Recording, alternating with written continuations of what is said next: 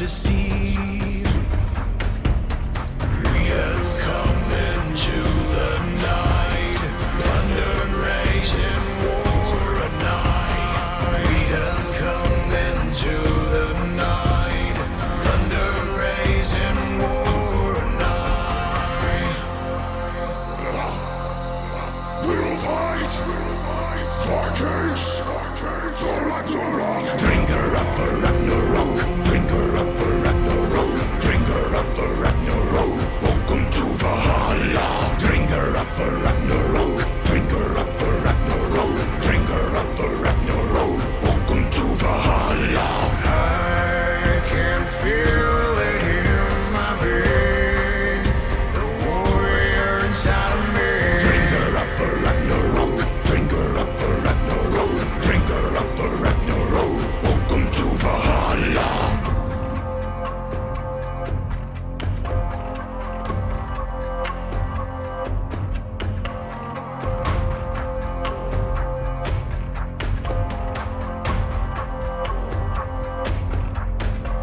The sound of arms, fierce morality.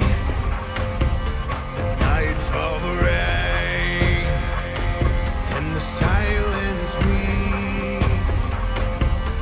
We have come into the night, thunder raising war a night. We have come into the night, thunder raising war a night.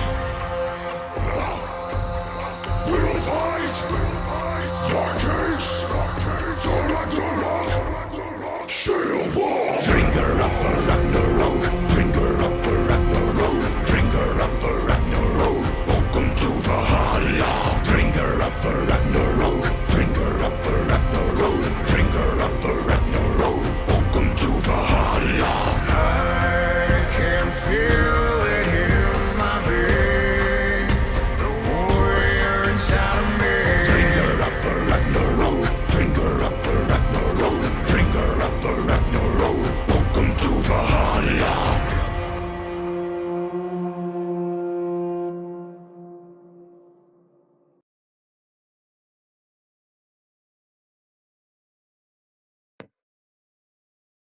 Hello, everybody. Welcome to Valhalla Esports Season 2, the Seer Week 9 edition. I am joined here by NBG Tactic. What's going on? We be chillin'. We be big chillin'.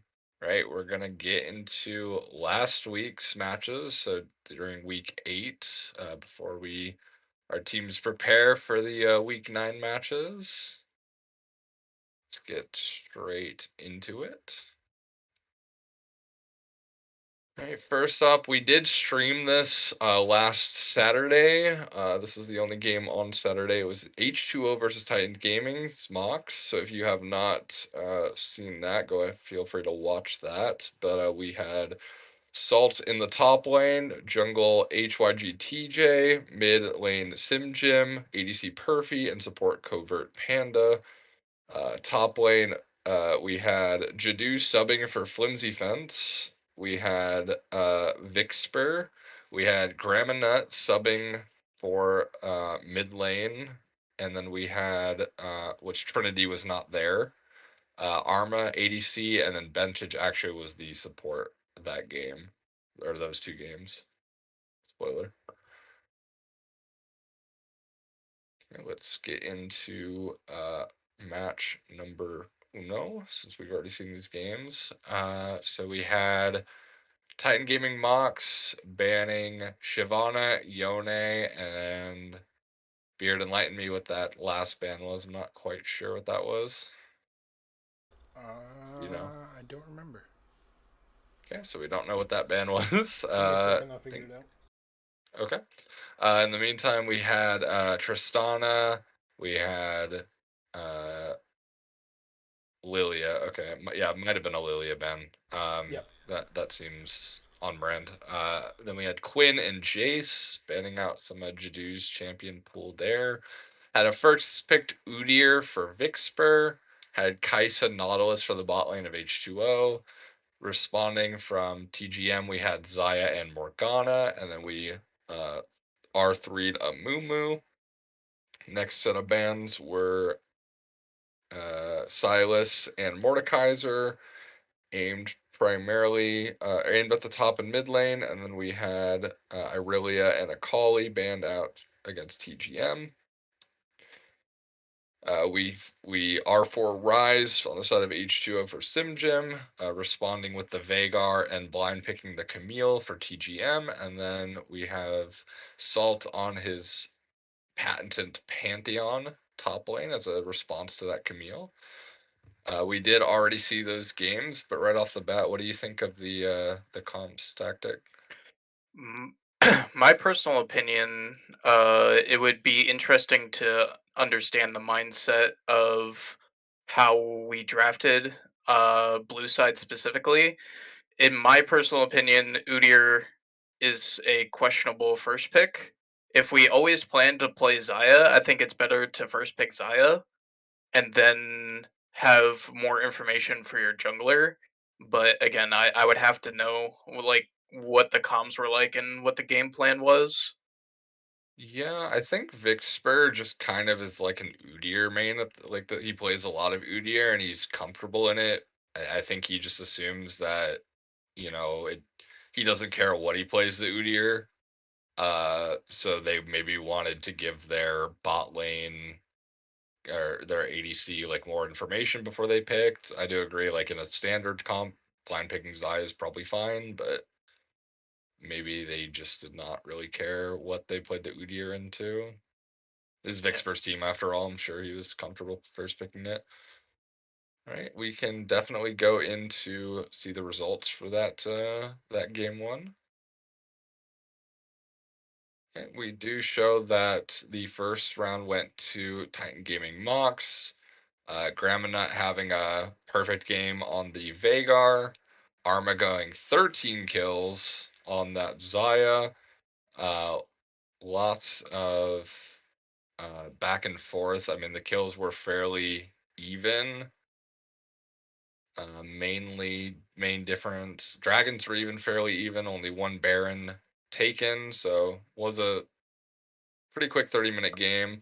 If I recall that game, there was a lot of red side grouping, and blue side was not really able to team fight the way they wanted to, and that just kind of seemed to be the downfall of that comp. Do you have any thoughts before we go into the next one? Tactic? Uh, Not on this particular game. It was kind of Yeah. just the Arma show. Yeah, exactly. Yeah, we did stream these games, like I said before, for anyone just joining. So if you want to check those out, the VOD is up on the Twitch. But we can just go into the next game. These ones, there won't be really much to talk about since we've already witnessed them. Okay, the next draft, we have a similar draft from TGM. They did ban the same champion, Shyvana, Yone, Lilia. We have the Zaya being banned out as the only change instead of the Tristana. Arma went really crazy on the Zaya. We had the Udyr. The Belveth was actually a Blitzcrank. They mixed up their B champions in the, in the draft there. So that's a Blitzcrank, not a Belveth, and a Sivir. We have Morgana Tristana as a response from TGM. So Tristana is what they banned out first game. Kindred for TJ, so we're going for more of a carry jungler from TJ this game. Secondary bans were the same, except they decided to ban out Pantheon instead of Silas on TGM side. We blind pick Malphite on 4, responded with the Silas and the Malzahar, and then we get set as the answer for the Silas, the Malphite being flexed into the mid lane. I hope you do practice Belveth support. It's a good pick. Trust. Uh, Before we jump into the results, did you have any thoughts at all on this draft tactic? Uh, the H2O draft when I saw it live kind of made me throw up some like question marks, but Oh, I thought you were just gonna say it made you throw up. I was like, yeah, it's it's an interesting draft for sure. But Yeah, definitely. We could go into the end game and see what transpired that game. We do see another win for TGM. Jadu getting pretty big on the Silas. So this game was a lot of team fighting. It went back and forth. It was a very, very entertaining game to watch. Lots of fighting. There were 6K gold leads for both teams at one point. Just they're like switching back and forth between their 6K gold leads. It was a very valiant effort from H2O, but ultimately they just weren't able to close it out and got TGM getting both wins in that one. So, like I said, if you didn't watch it, go ahead. And while we transition to the next series, if any of you got your Twitch primes up for this month, feel free to drop them our way. We will love you for 30 days, guaranteed, no questions asked. And we got Velocity Gaming versus Battle of the Bulge. I'll let you take this one away, Tactic, since this is your team that played. We had our roster shaken up a little bit with the departure of Keanu. So we had Janao in jungle, but our lineup was pretty much similar. We grabbed up Grandma Nut, top Hailstrom, me ADC, and then support Mont Blanc. They had Too Good for Lima, Casual, Excellence, Wheel Poco, Lethal Lime on their end. Yep, so both teams had their full rosters. Let's I mean, definitely an interesting game first off, since you guys did have a brand new roster you were working with. Let us know how the draft went. So we banned away the Samira Zach Shaco. Everybody knows that Casual is a really good Shaco player, and we did experience it the last time we played them, and my team wasn't very happy with having to navigate through boxes. They banned away Brand and Kaisa. I've been playing a lot of Kaisa, and then Grandma Nut likes to play Brand, so they didn't want me on something I've been just spamming constantly. And Grandma have a really strong team fight mid. We picked in the first round, it was Ash, Amumu, Pantheon for Velocity. We answered with Ornn, Milio, Twitch. I will kind of touch on the note that Blitz kept telling us to get rid of his Ash. Me personally, while yes, he is good on Ash, I am confident in my ability to handle Ash. The big problem the last time we faced them was that Wheel Poco got accelerated way too quickly, and Ash can snowball really hard if allowed to do that. Um, just because of how much CC and utility she brings to the table. And if you look at their comp, they're just riddled with CC. So if Ash gets accelerated there, it just is ridiculous. The second round, we banned Nautilus Rel because at the time we didn't know that was going to be a Pantheon support, and they banned away Trundle Malzahar. And of course, Malzahar being another Grandma Nut champion, Trundle being one of John's answers to tank top laners. We decided to pick up Graves and Malphite, and they answered with Mordekaiser Seraphine.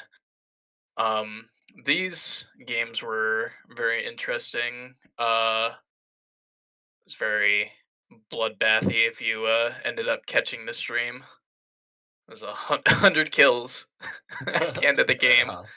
Yeah, this one went crazy. So it was a Pantheon support. So did you guys know it was Pantheon support when you were last picking? No, we did not. Okay. When we picked our last pick of Malphite, my assumption was that the Pantheon Was mid. was mid. That was Yeah. my assumption, and that it was going to be like an Ash Seraphine bottom or an Ash Amumu. Yeah, that would have made the most sense. They might have they could have also been planning this too for a flex pick, just seeing what last pick. Obviously, the Malphite being a decent response in Pantheon. It's kind of hard for Pantheon to really punish the Malphite in that lane. I do like the Melio Twitch as a response to the Ashe. Melio obviously being able to just cleanse the Ashe R. So that's a Melio's obviously a good response into Ashe. Yeah, I do like the team comps. I would probably have to say I like your guys' a bit more just because um I think the Melio Twitch is like it's gonna be really hard for their comp to actually deal with the Twitch. With the Melio being able to just free cleanse the Twitch and keep them out of getting perma CC'd. Yeah, at the near the end of the game, I had access to 4 cleanses because I took Summoner Cleanse, I had Mercurial Scimitar, I had Milio had his ult, and also had Mikhail's. So I had access Yeah. to 4 cleanses. To be fair, Mont was kind of sitting in Graves' pocket because Graves was huge in Oh, comparison yeah. to me, but I still, in theory, had And we could access go to to 4 cleanses. we could go to that end game screen just so we can see the crazy amount of kills that transpired this game. You have Skyfox or Janao getting 29 kills. We got Tactic getting 16. We got Lima getting 13. Polko getting 19.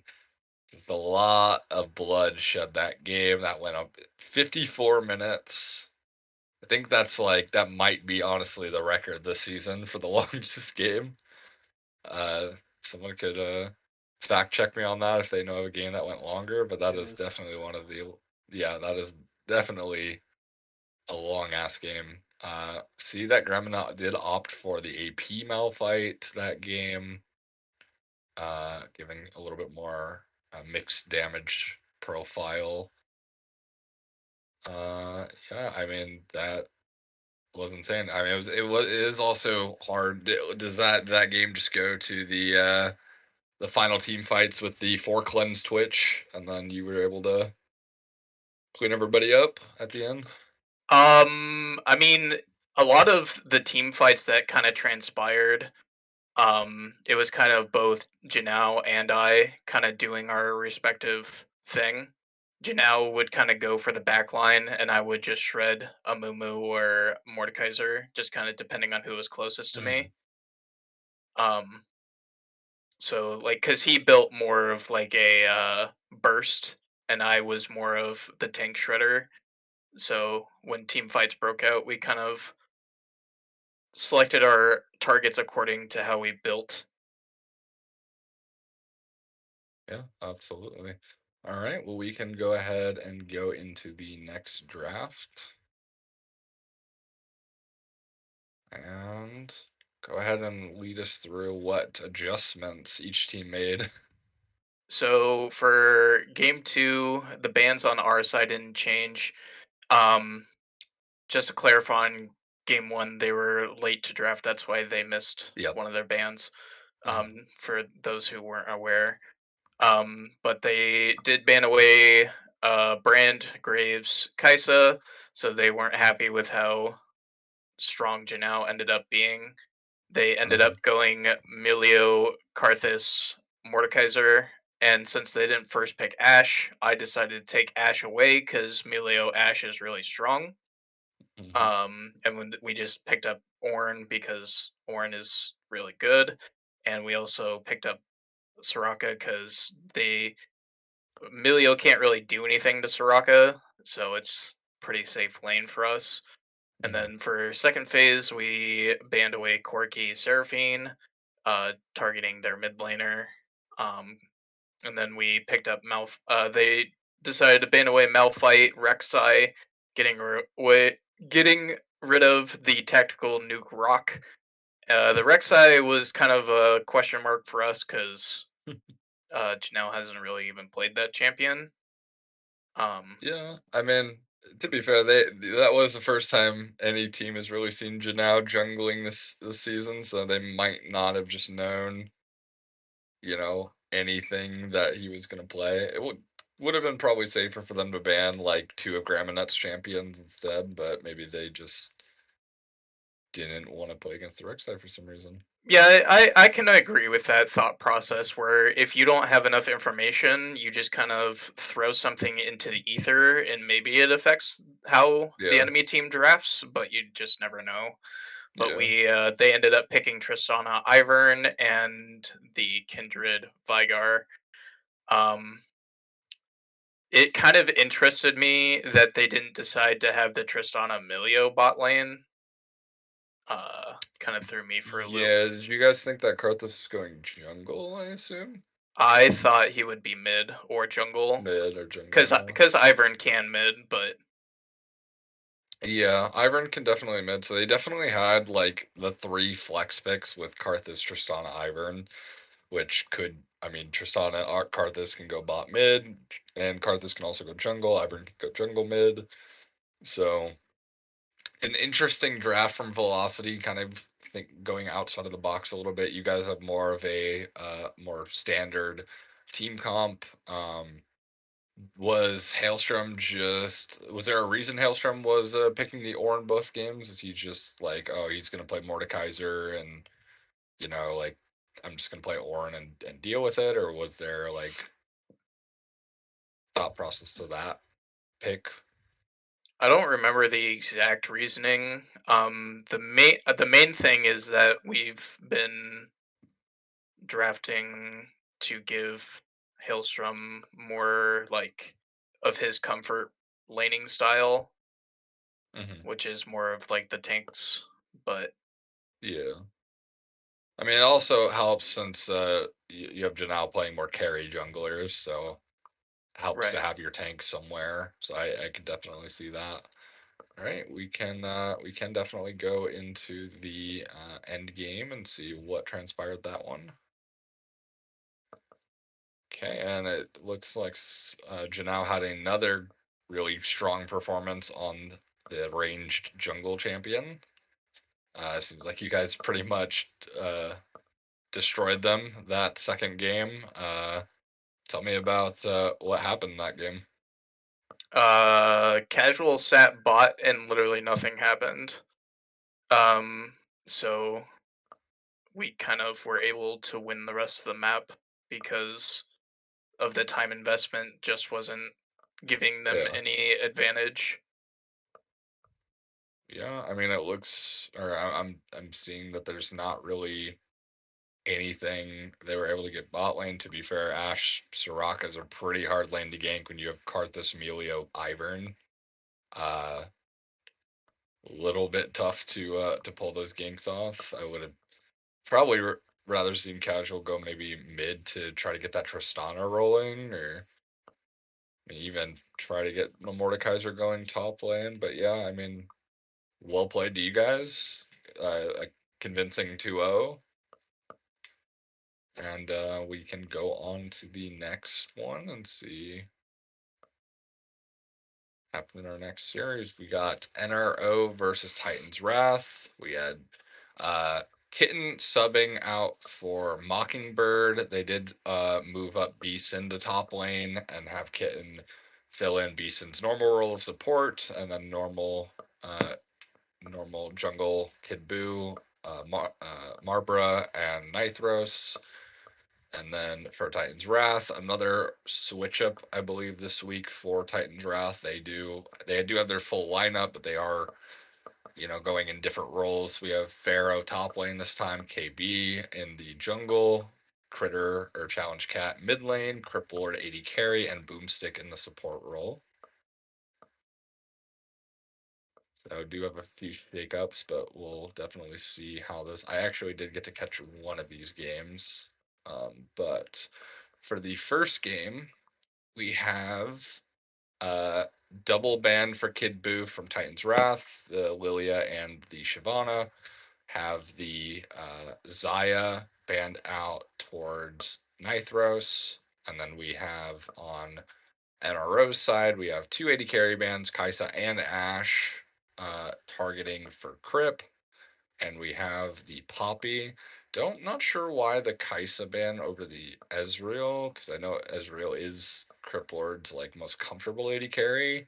Maybe they just didn't want him on more of a like DPS style AD carry. I'm not quite sure about that, but they do end up first picking the Ezreal. We got Kid Buu locking in Gwen for jungle. Technically, still a flex pick, but Kid Buu does really like the Gwen when he doesn't have his Lilia and Shyvana. The Gwen is like his next AP jungler that he likes to play as of late. We have Vayne also being locked in for NRO in response to the Ezreal.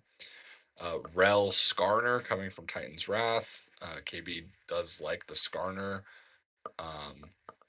So the Rel will be put in support, and then the Lulu joining the Vayne in the bot lane. Yeah, that's true. Kai'Sa mid definitely. I always forget. Yeah, Kai'Sa mid is definitely threatening. That champ is just shouldn't be able to play all the roles she can play, but you know, we got Fiora and Ziggs being banned out by NRO. Fiora targeting Pharaoh, and then Ziggs targeting Critter.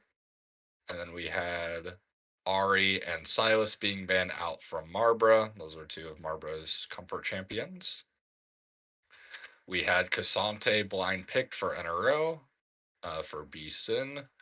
And then we had Darius and Rumble being picked for top lane and mid lane, respectively.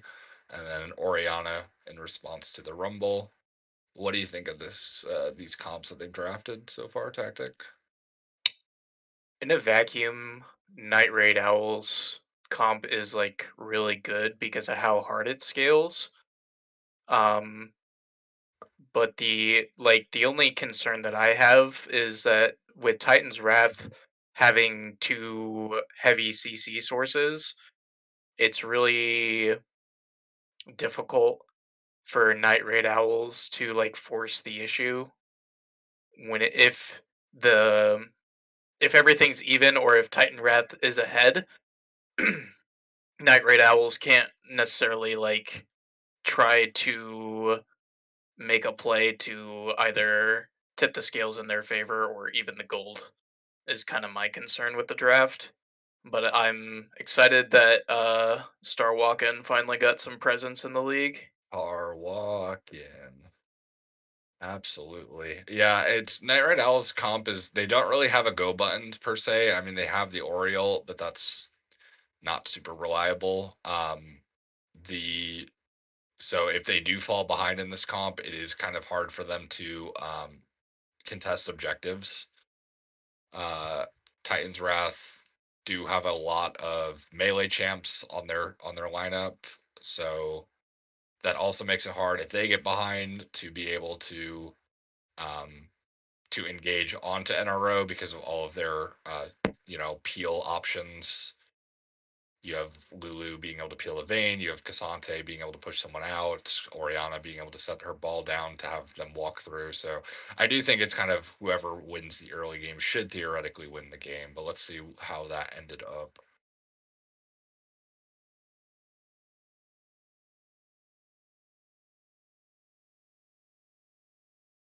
Okay, so we did have a victory for Titan's Wrath, having a perfect game on Critter, on the Rumble, and see Kid Buu had a little bit of a shaky time on the Gwen in that game.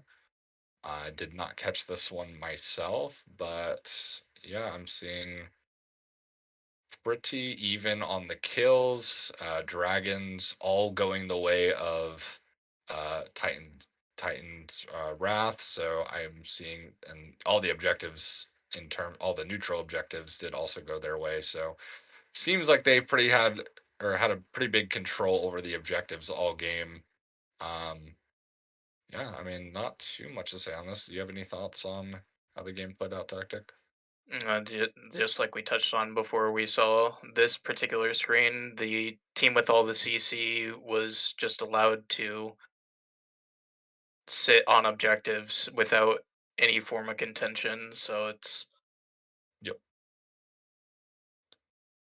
absolutely. All right, let's see how the next draft went.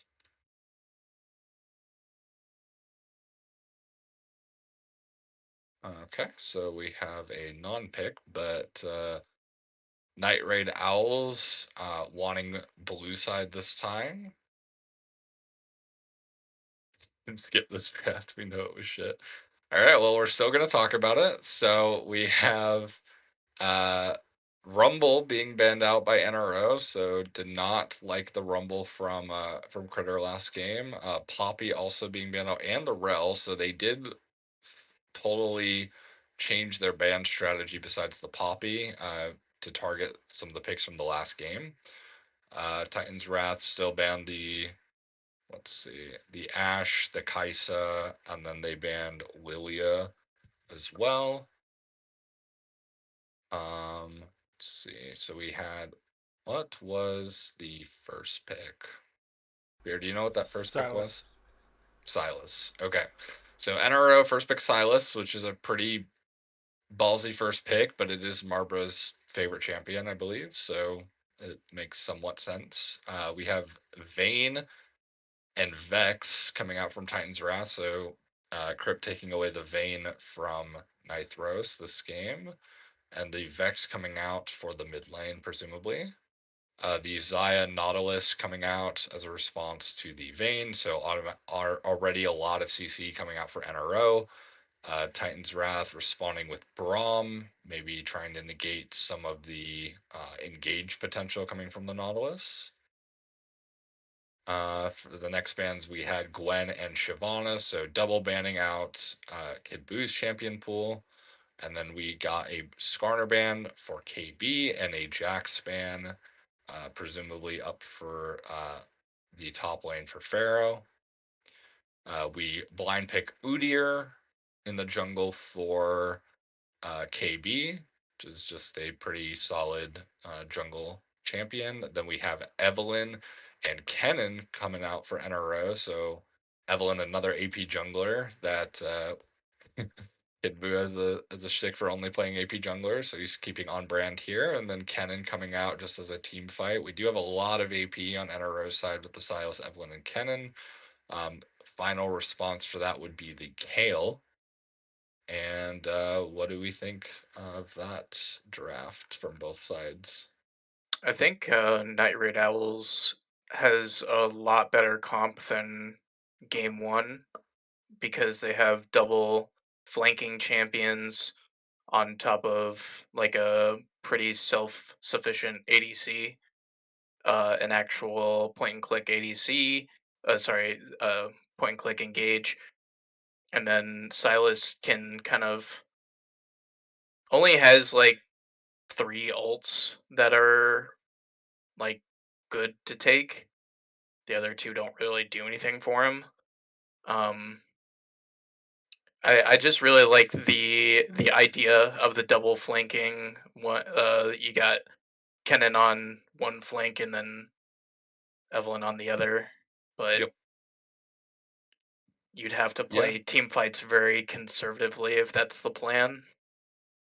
Yeah, I think the Kale was a little bit of a I think the Kale wasn't the best pick here. I would have liked to see maybe a tank champion or some kind of champ that could have helped break up the flanks from either side, or maybe something that could have grabbed on to the Evelyn, maybe something like a Maokai, or maybe possibly, even like revisiting the Cassante, and grabbing Cassante again, throwing the Evelyn out of the flank or the Kennen out of the way for the rest of them to fight. Also giving Silas Kale ult is pretty difficult because up until then, I mean, most of the champions they pick, their ults are not super good from Silas. Like Vex is okay, Brahms is okay, Udyr's isn't great, and Bane's isn't great. So um, Kale giving, adding another ult to Silas to seal kind of seems like a misdraft opportunity there. But we'll go ahead and see what happened on this one. Okay, so I mean, NRL were able to pull it back. They did have a very convincing victory. They did get most of the objectives. One dragon fell to Titan's Wrath, but most of the objectives were taken there. Kid Buu having a perfect game on Evelyn, 10-0 and 15. Marbra, Nithros also popping off on the Silas and Zaya. Seems like there wasn't really any, outstanding scoreline from anyone on Titan's Wrath this game. It just seems like pretty much most lanes won. I mean, pretty much, it just looks like all lanes won. I didn't actually see the game, but I mean, Pharaoh and Beeson are pretty close in gold, but everywhere else kind of seemed like it snowballed out of control. We can do it was lost early. Yeah, I mean, you guys have very very high scaling comp with the Vayne and the Kale. Not too many go buttons besides the Vex. You can't really engage that hard into the Kennen and the Zaya, so yeah, it just seems like the like once you guys fall behind early, it's just kind of impossible to do anything. Boom draft game 3. Yep. Not too much to talk about. Do you have any thoughts before we go to game 3 tactic? No, it looks like it played out kind of how it was playing out in my Yeah. head. Yeah. You run such a risk when you pick high scaling champions, and you don't really have any way of forcing the issue when like even once those champions come online, like you need a way to force the issue for those champions to actually succeed. And Yeah. like Udyr just like walking at people isn't enough. Yeah, you kind of just have, I mean, mid lane Vex should be able to get some push on, but it's pretty much 3 losing lanes. Which even as a especially as a jungler, there's not really much you can do to punish Evelyn when the lanes are getting shoved in by Kennen and Zaya, Nautilus being able to roam freely. All of that's not going to equal a good time for the jungle. But yeah, let's go on to game 3 and see what happened. All right, so much different drafts. I do like the draft diversity in all 3 games being very different. It is fun to watch.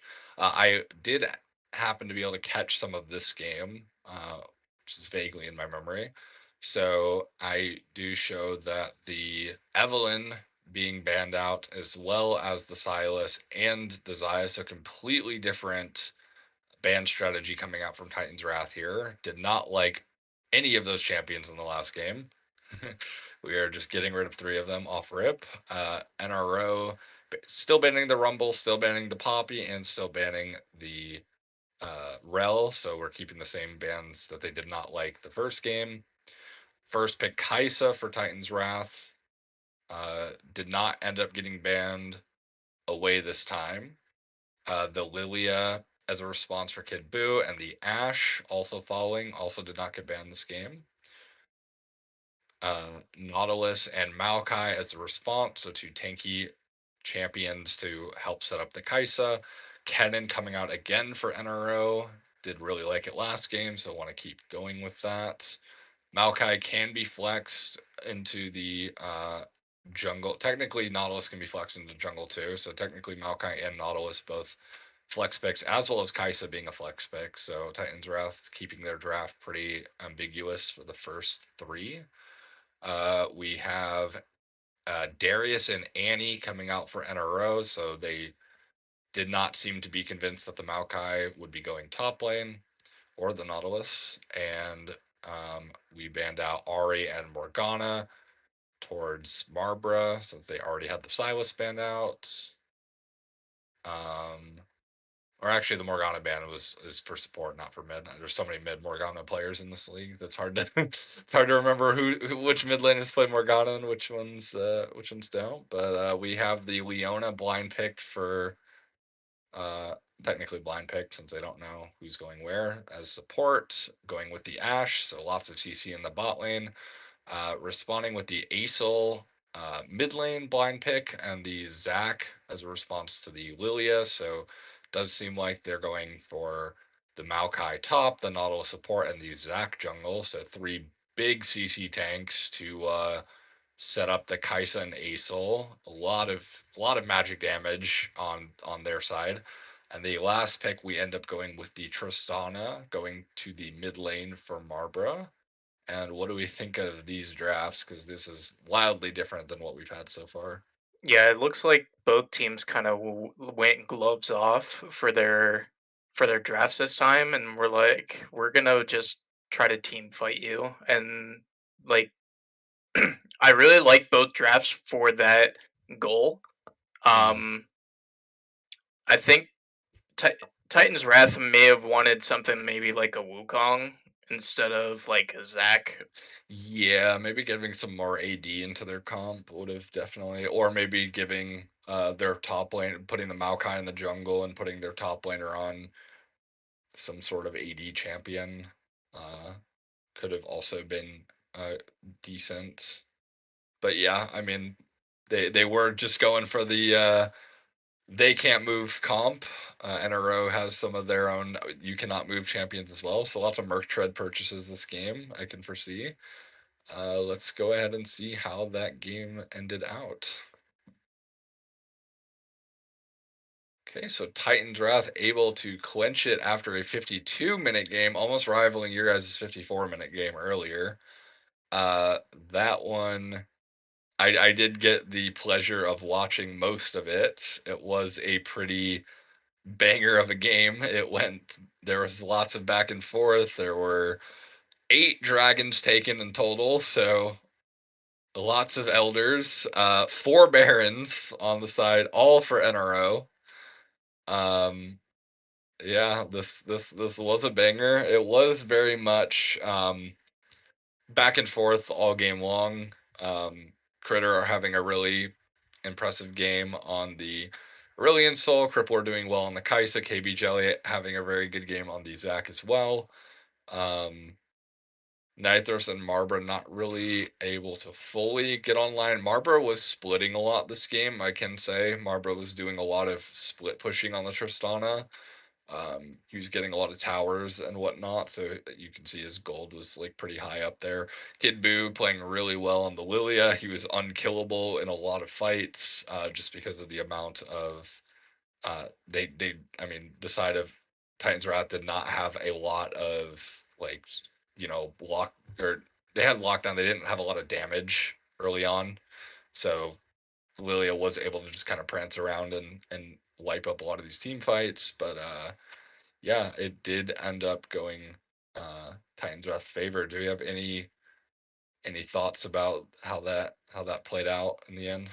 I think it's interesting that Crip Lord opted for the AP build when his team is Oh yeah. already so AP heavy. I mean, obviously he Yeah. won the game, so it doesn't end up mattering, but it's just interesting that that's what he decided to go with. I will say I also did see Kitten wasn't full build because she did build a she built a Thornmail in the middle of the game, and then she ended up selling it later for the Force of Nature. So that was also like an interesting build thing that is not shown in this final end screen, but it did happen because I remember talking about it with the people I was watching this game with. But yeah, I mean, it was definitely a banger game. I was hoping we could have streamed this series because even just for that last game, it would have been a long stream. But that last game was a banger. Yeah, the late game Aesol was very powerful. Late game Kaisa also very powerful. The kind of just was a situation where the Kaisa and the Aesol got so big, and then they had so many tanky members to kind of lock down the rest of them that it was really hard for NRO at the end to really team fight, since they really don't. I mean, you have Leona, but besides Leona, all of them are carries, so it is kind of hard when you have 3 tanks just locking you up, while the Aesol just spits fire at you and the Kai'Sa's just zipping around doing tons of damage. Uh, but yeah, we can wrap that one up and go to our next one. Congratulations for Titan's Wrath for that hard fought victory. And we have the Rolling Stoners versus Goat Kings for our final game, because spoiler alert, Nope, we have one more. Oh, we do have one more. Okay, I thought that this is the fourth, isn't it? Who do we have? Who do we have next? Los Navadas and Big Wheel. Oh, gotcha. Okay, so this is our penultimate since Sword Star and Ultra Lords did not end up having their games due to a forfeit on Kazuto's team's end.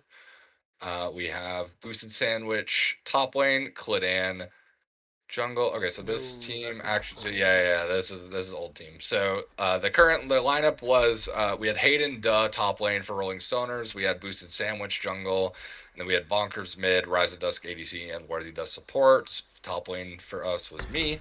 So jungle was Smoothie. Mid lane was Reaper. ADC Malco, and support was Beard. And we can get into our first draft. Okay, so we opted to ban the Annie, the Kaisa, and the Tristana from Rolling Stoners. You know, Kaisa is a very good champion right now, both in mid and ADC. Tristana as well, both good in mid ADC, and then Annie, good bonkers, is a Annie enthusiast. They banned out the Anivia and the Malzahar towards Reaper, and then they banned out my Swain. We first picked Seraphine for our side since they did leave it up. They responded with Ezreal and Sejuani. We picked Ashe Maokai for our ADC and jungle, and they went with the Blitzcrank. We did ban out the Darius for Hayden Duh, since that is his most played top laner, and the Yasuo going out for the mid lane. We're taking that away from Bonkers. They did respond with the Diana ban for Reaper, since he is a Diana player, and they banned out my Yorick. They did blind pick the Ari. We responded with Aatrox top lane, Vagar mid lane, and they counter picked the Olaf, which was a very good counter pick for them. I did not. Definitely should have banned the Olaf, so that was our mistake in this draft, but it was something we did not think about, which we should have. What do you think about these drafts, Tactic? Who's out here letting Beard play Seraphine? Who Rolling did Stars. this? That Who would be did boosted. this? Boosted did that. Oh, tragic. But yeah, do you have any thoughts about the drafts before we go into our post game? I do really like your guys' draft. Like, it's got a lot of team fight potential. Um, like you said, the Olaf is like the only kind of wrench in your guys' plans. Yep. It's a big fucking wrench. Yeah, it is a big wrench. Yeah, we can go to the end game because that Olaf did get mighty huge. Yep, they did have a very, very well played game one. I was boosted, did kind of take a weird pathing, which was able to get him Hayden first blood top lane, which was not I did not expect. So it was a good gank, which kind of the Aatrox is very strong right now, but Aatrox is probably one of his hardest matchups is Olaf, just because if Olaf ever gets a lead against Aatrox, Aatrox really can't do anything.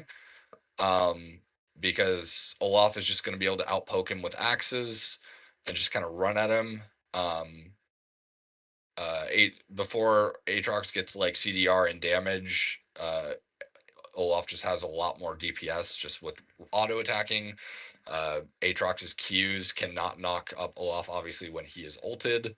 So, yeah, it was just a very, very difficult lane, which he did take full advantage of, and he did play very, very well. Rest of his team also played very well. We weren't really able to get much going anywhere else on the map besides we did get a little bit going mid lane, but ultimately it's with Ari Ezreal.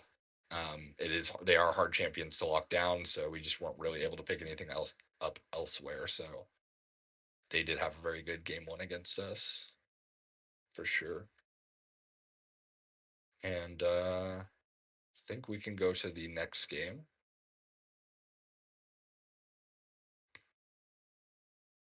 Okay, so this time we opted for red side since we knew they wanted to give their top laner counter pick. We wanted to take that away from them, make them feel a little less comfortable.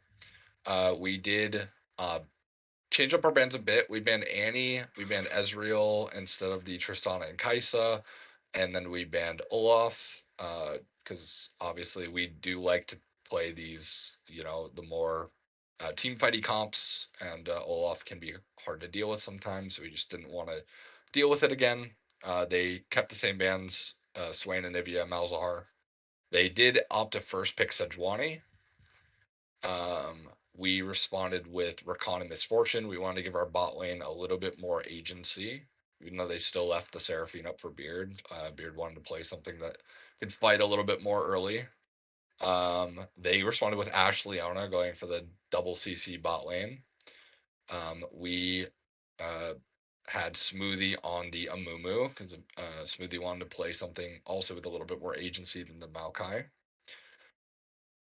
We did end up banning the same things. We ended up banning Darius and Yasuo. They ended up banning York, and they banned the Veigar this time. They didn't like his Veigar previous game for Reaper. We ended up blind picking the Ari because we wanted to take that away from Marbra, or I mean not Marbra, Bonkers, and we also know that that's one of his more comfortable mid laners. He ended up picking the Silas, and they blind picked Camille. I responded with the Renekton. It's a pretty good isolated matchup into the Camille and most of their team since they have 4 melee champs. Renekton's pretty good here. So, what do you think about this draft? Both sides. So while I agree that Renekton is good against Camille, the only retort I would have is that because you have a melee top laner with a Sejuani jungle, the gank potential is better for them. But obviously that's in a vacuum. Yeah. I think it's really tough to play MF into that particular team because of how much backline access they have. Because Silas has access to Rakan ult and a Mumu ult. It's Yep. like it's really hard to play MF into that comp. But overall, I think both comps are really good. It's just it's a lot of execution that is required for both comps. Yep. Yeah, I definitely agree. Let's get into the post game and see how the games went.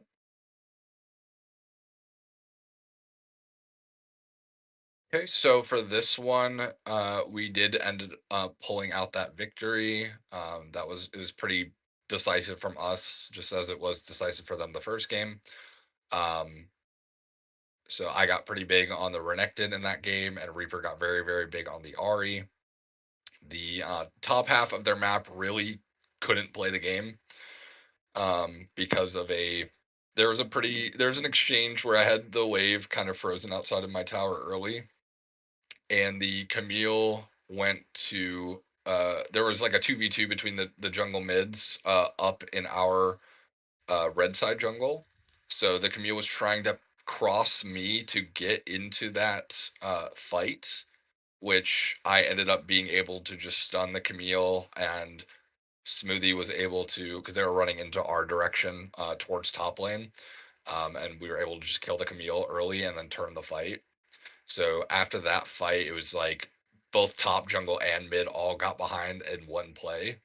And so it was just really hard for them to come back because if you've played Silas versus Ari before, Ari is just like very like once Ari gets ahead in that lane, it is very hard for the Silas to actually come back just because Ari has a lot of push and roam potential and Silas's wave clear is not super good. Also hard for Camille to come back into the Renekton once Renekton has some stats. Harder for Boosted to come gank as well since um, once I get my Gore Drinker, I can pretty much just 1v2. But yeah, it was very hard for them after that early game play for them to actually come back.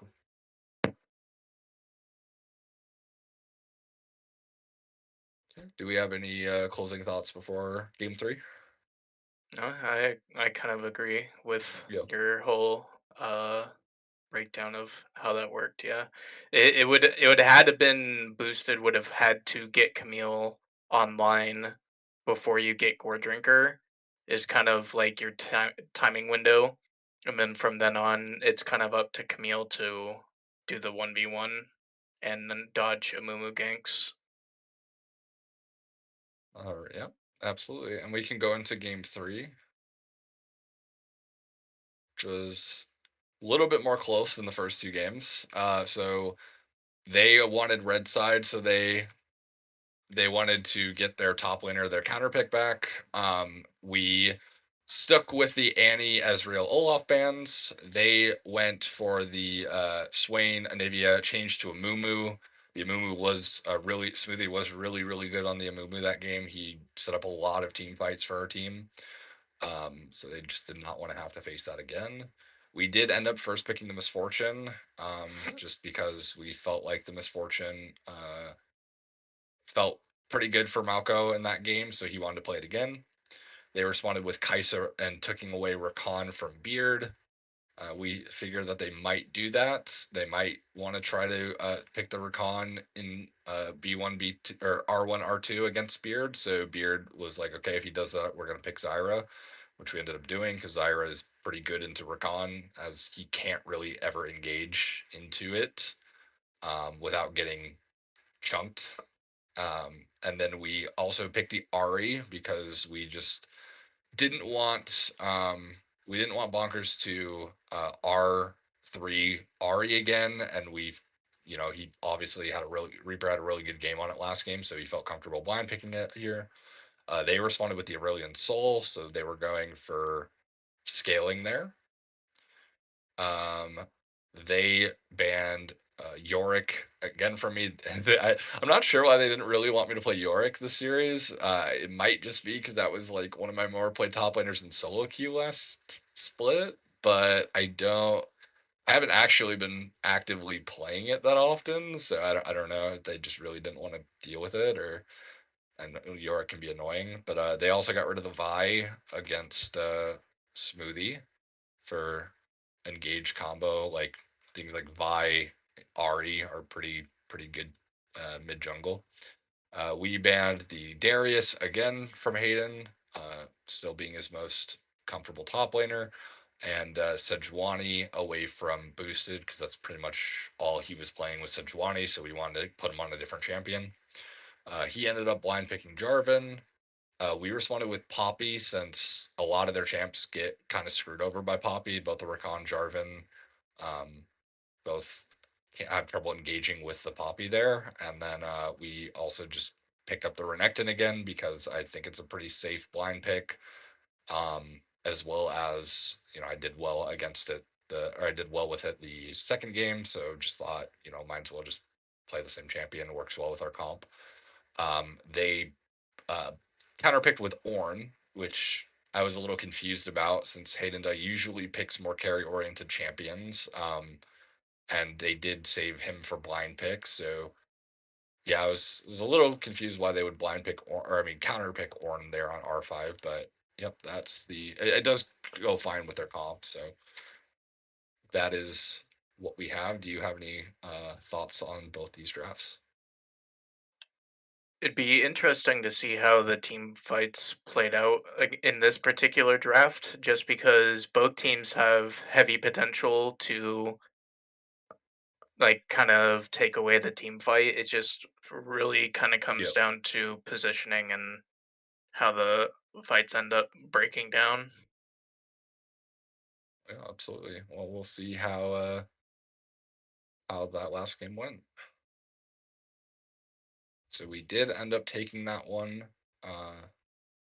Reaper getting really big on the Ahri. Top lane was kind of a non-factor that game. Hayden Dudd mean, didn't get this. You Okay. teleported to Baghdad. So okay, let me talk. Let me talk. All right. So Hayden Dudd didn't really have any kills until the last little bit because let's just say we had a very strong early game against them, and then we kind of threw on multiple times when we were trying to end out the game. There were some very close Nexus shenanigans that happened where there was like only a couple people alive trying to take the Nexus against a couple of their team, which the Orn was able to like pick up those kills because he was defending the Nexus from like Reaper and Smoothie at one point. But yeah, there's kind of a couple oopsies that happened where their team started to kind of come online a little bit, and they were able to get some kills back onto us, whereas before it was, I think we had like a really large gold lead at one point, but then we ended the game with like a less of a gold lead. Um, but I was able to teleport in right after Reaper and Smoothie died with the Nexus at like probably like a few autos from dead. Was able to TP into their base, and Orn, uh, their Orn, Rakan, and Jarvan were all up, and I basically got perma CC'd to the point where I almost died. But then I Gore Drinker Q'd to heal my entire health bar, and then I was able to just auto the Nexus twice, and then we were able to win. Yeah, I Uh, remember seeing that. yeah. I'm a little confused to Boosted's build. Yeah, Boosted was really behind, so he just opted for tank items. Um, which I'm with you, which I kind of called in the first half of the game because Boosted really only plays tank junglers, so I figured when I saw the Jarvan, I'm like, he's probably gonna play like a tanky build. I didn't think he was gonna go full tank. I thought he was just gonna go like Gore Drinker into like tanky items, or like Gore Drinker into like maybe Sterix into GA or something, like kind of more of like an offensive tanky build. But he just decided to go full tank. And Malco also had a really good game. Malco and Beard both had really good bot lane showing that game as well. So like we all played really well in our lanes besides top lane, which was literally just a farm game. Nothing really happened, as is Ornn versus Renekton. Just kind of you just sit there and wait to team fight. But yeah, I mean, we ended up winning that one, and we can go on to the final series. Okay, so we have Wilson Amadas versus Big Wheel to end it off. So Smoothie, spoiler, or as we've seen before, actually is on our team now. So he is not currently on Los Amadas. They have Crispy Chicken. Now they have Leon Jungle, Snarbopsy mid, VF D Lambo as ADC, and Danny Taco as support. Which did they have a sub for Taco this week, or no? Was Taco actually playing? Because I think they might have had a sub for Taco. Nope, Taco played. Okay, Taco played. Okay, got it. And then for Big Will, they have no longer Avius. They actually have Flame now in the top lane. They have Evbot jungle, Hardway mid, Fluffy 80 carry, and Eli would support. Let's see how that game one turned out. This is a division matchup.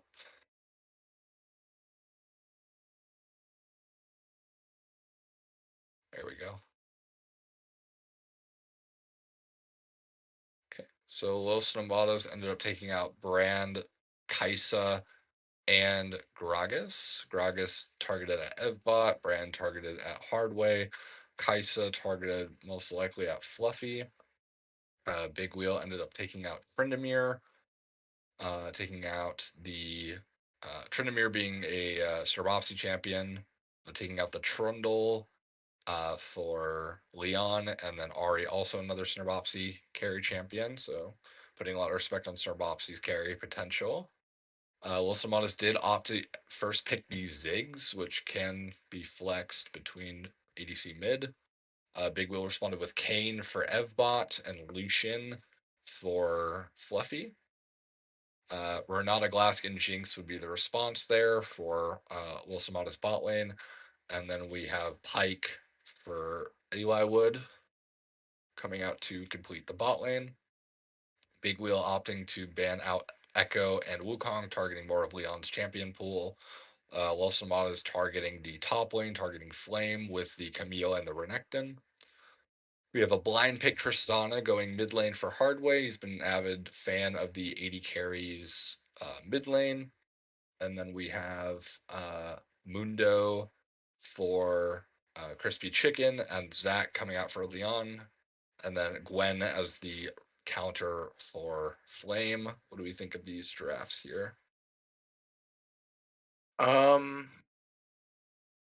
The big wheel team looks almost something like you'd see in solo queue, to be honest. Like, it doesn't like have a outside of like all these champions want to move forward. It doesn't have like a whole lot of like champion synergy, so to speak. Yeah, they all just kind of want to do damage. Right. Which, I Uh, mean, if they do get ahead, that is, a viable strategy to have a bunch of carry champs. If you're confident that your laners are just gonna be better. right. And Los Namados has picked a bunch of champions that I don't think I've seen in the league for a while. So this Besides draft Zach, is we saw the Zach, but yeah, right. besides the Zach, yeah. We've seen lots of Zach, but the rest of the champions we just haven't seen a lot of. Jinx is not as strong as she Yeah. was. I think they were going for, actually, to look at this, I think they're going for Zon comp is what I actually think that is. Oh, true. Yeah, I yeah, true. they actually, I believe Los Nomadas are mathematically eliminated at this point, so they might have just trying to be going for a more fun comp, and they're looking at Zon.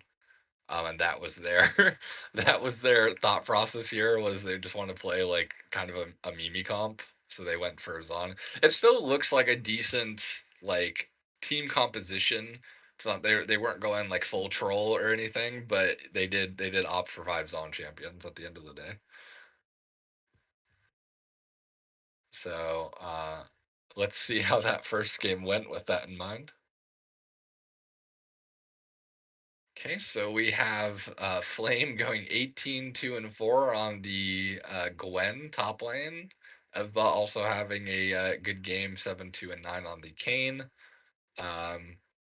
Crispy getting a respectable amount of kills for the amount of kills Flame got. Snarbopsy also with 7 kills. Oh, sorry, the bot lane actually was not Lambo and Beeson. It was Shunpo and Depression, which was their bot lane that game. So they did have 2 subs then.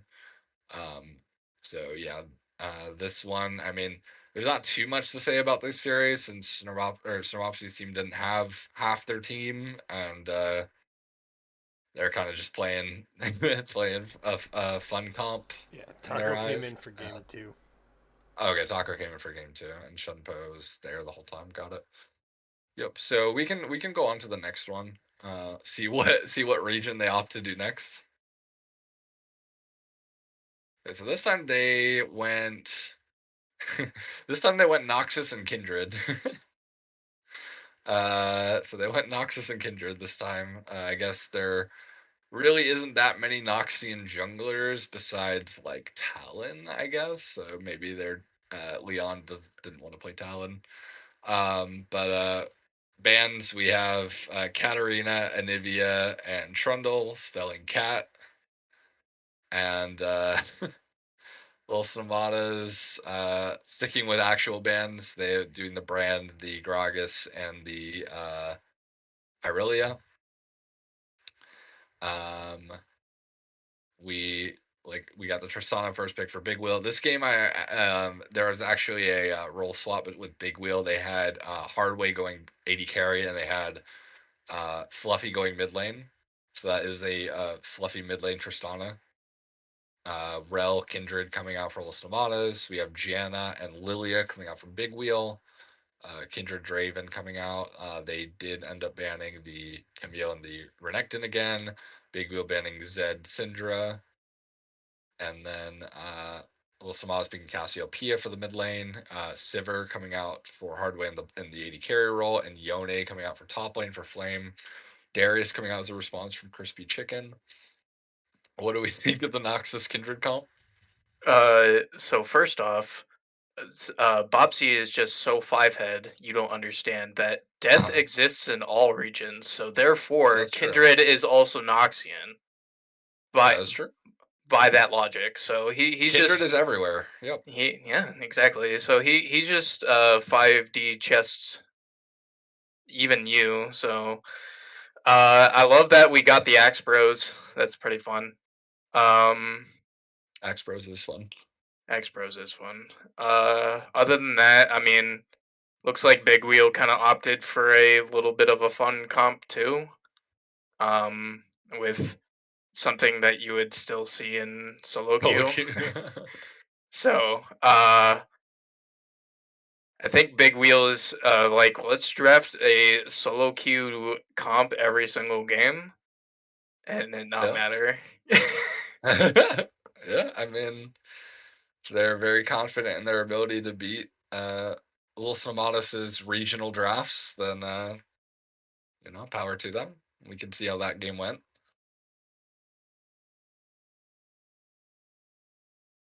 And as we see, that game kind of went similar to the first.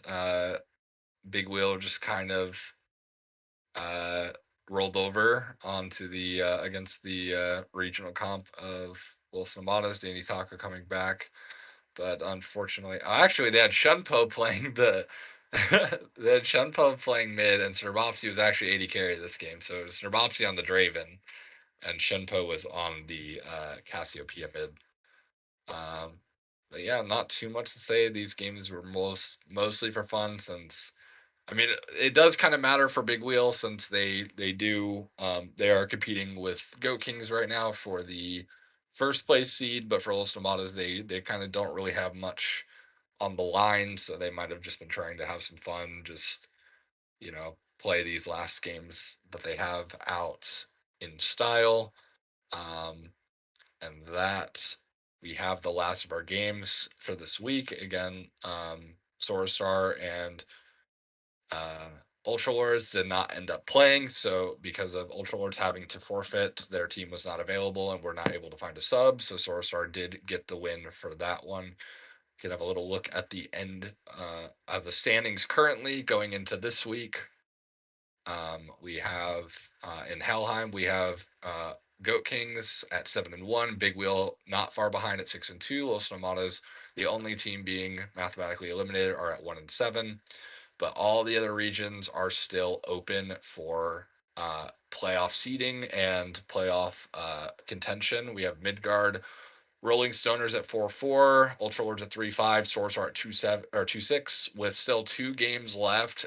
Really, any of these teams um, could be going. I'm not sure. I think Beard, do Rolling Stoners have the matchup against Soarstar, or how is that? I believe so, yeah. The Okay, so Rolling Stoners, I think, should be guaranteed, if I'm not mistaken. Whether they're first or second, but Ultralords and Soarstar are not. So Soarstar can still take Ultralord's spot, and Ultralords can also take the first seed.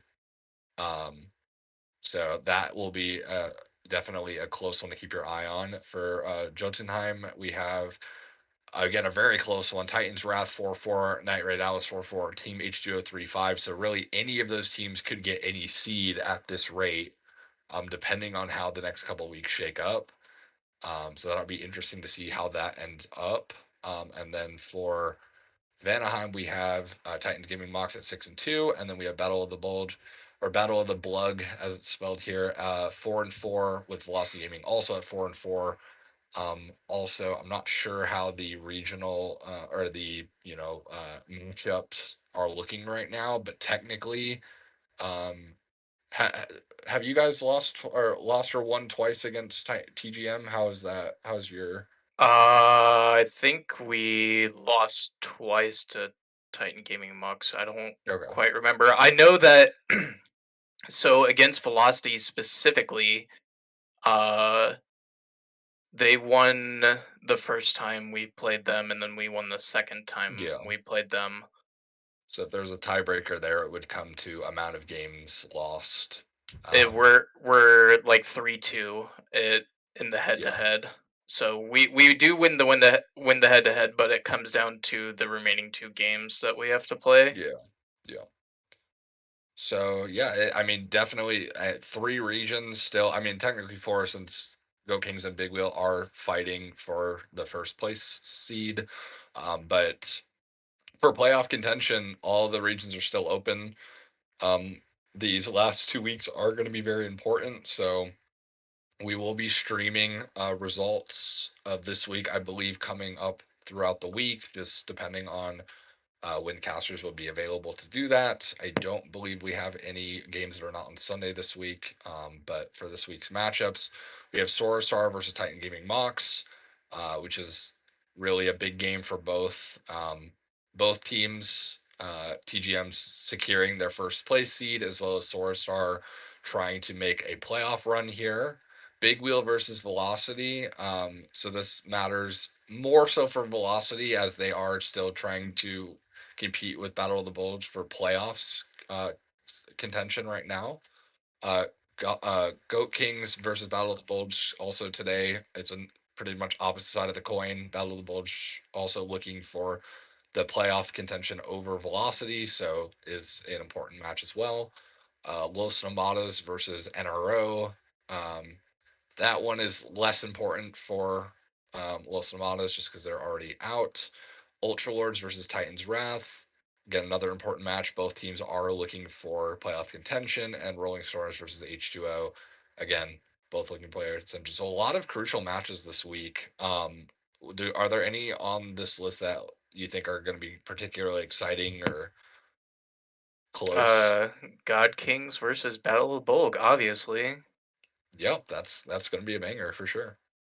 Um, Talk to you in the next 40 minutes. I'm excited to see what region Los Nomadas decides to go with this week. Yeah, That'll be that's hype. that is pretty hype. Now that we know Kindred can fit in anywhere, we also could slot in Fiddlesticks because every region Yeah, has a that's different story for exactly. Fiddlesticks. Exactly. Yep. Another That is plug and correct. play jungler for We their could region maybe have comps. Rise, because Rise travels everywhere. It's from Bopsy Special. I mean, True. a lot. Yeah, there's lots of interesting comps that they can run. Lots of regional loopholes that we can see. So will be great to see what Starbopsy's cooking up next. And besides that, we'll before we take off, if you do have your Twitch Prime subs, make sure to drop them to us. They do proceeds do go to the prize pool at the end of the year for the jerseys for the winning team. Winners will get to design their own jerseys. If you have not yet joined the league, make sure to ask a moderator for a link for the Discord, be able to get you in and signed up as a sub if you would like to be a sub for the remainder of the year. This playoffs is coming up shortly, so a new season will be around the corner. If you're interested in joining a team or being a part of a team for the next coming season, definitely join the league and be involved in the in-houses. We have more coming around. Off season, they typically tend to be more plentiful with in-houses, but we do try to get some going on Tuesdays when we can. And do you have any closing thoughts, Tactic? Good luck to everybody that has big games this week. Obviously, it's full of them, but uh, it'll be interesting to see how this week shakes out and how that inevitably impacts the standings. Yep, for sure. And we will see you back on the Seer next week. Everybody, have a great rest of your day and good luck on Summoner's Rift.